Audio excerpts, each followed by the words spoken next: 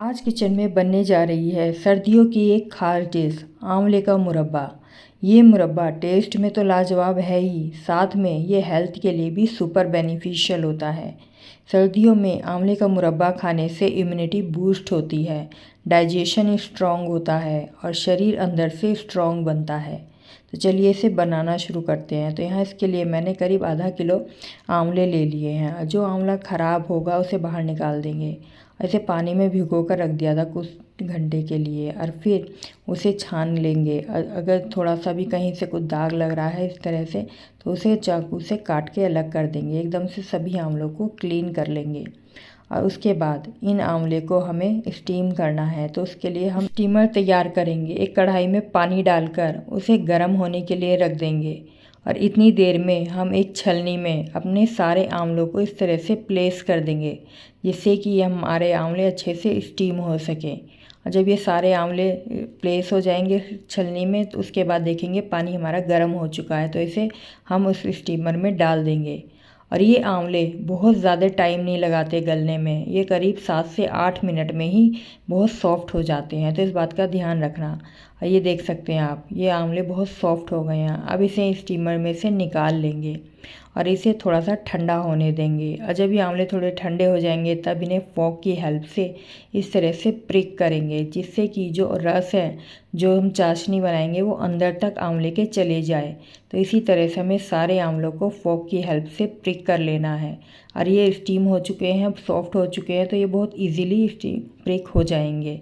तो ये सारे आंवले प्रिक हो चुके हैं। अब इसमें हम चीनी डालेंगे। उतनी चीनी डालेंगे जिससे कि ये सारे आंवले अच्छे से चीनी के नीचे डूब जाएं, या इतनी चीनी जितनी आंवले हैं उतनी ही चीनी ले लें। इन दोनों मेज़रमेंट में से कोई भी मेज़रमेंट कर सकते हैं। और फिर इन्हें अच्छे से मिक्स कर लेंगे और गैस जला के अब इसे हमें चीनी को पकाना है। तो ये चीनी को हमें चलाते हुए पकाना है और इसे ये नीचे जमने लगती है, तो इसलिए हम यहाँ थोड़ा सा पानी डालेंगे। बहुत ज़्यादा पानी नहीं डालना है, थोड़ा थोड़ा पानी डाल के इसे चलाते रहेंगे, चीनी को पिघलने देंगे। तो इसलिए थोड़ा थोड़ा पानी ही डालेंगे और इस तरह से इसे चलाते रहेंगे। आंवला हमारी हेल्थ के लिए बहुत अच्छा होता है, हमारी आँखों की रोशनी को बढ़ाता है। आंवले से बाल जो झड़ने लगते हैं वो कंट्रोल होते हैं, हेयर फॉल को ये कंट्रोल करता है, हेयर को स्ट्रॉन्ग बनाता है, बालों की ग्रोथ बढ़ाता है। तो ये बालों के लिए भी बहुत अच्छा होता है। आंवला हमारे ओवरऑल हेल्थ के लिए काफ़ी बेनिफिशियल है। और इसे जब चीनी पिघल जाए अच्छे से, उसके बाद हमें 15 से 20 मिनट इसे और पकाना है, जिससे कि जो ये सारा रस है ये आंवले के साथ अच्छे से मिक्स हो जाए, आंवला अच्छे से चीनी के रस में पक जाए। लेकिन ये बहुत ज़्यादा मीठा हो जाता है, तो इसके लिए हम इसे थोड़ा सा चटपटा बनाएंगे। तो यहाँ मैंने 1 चम्मच के करीब इसमें काला नमक डाल दिया है, जिससे इसका मीठा बैलेंस हो जाए। और आंवले को चटपटा बनाने के लिए यहाँ मैंने 1/4 चम्मच काली मिर्च का पाउडर भी डाल दिया है।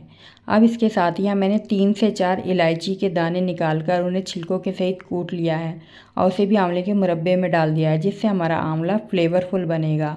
अब ये हमारा आंवले का मुरब्बा बनकर तैयार है। इसे ठंडा होने के लिए रख देंगे।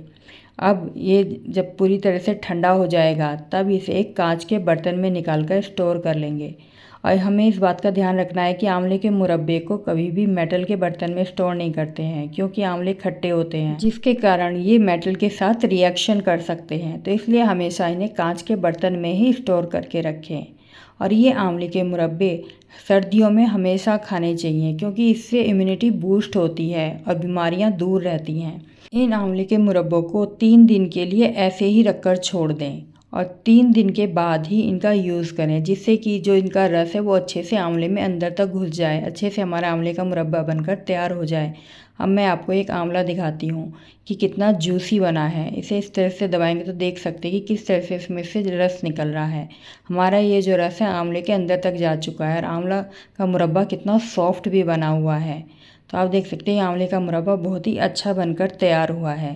डेली एक आंवले का मुरब्बा खाएं और अपनी इम्यूनिटी को बूस्ट करें और अपनी हर बीमारी को कहें बाय बाय।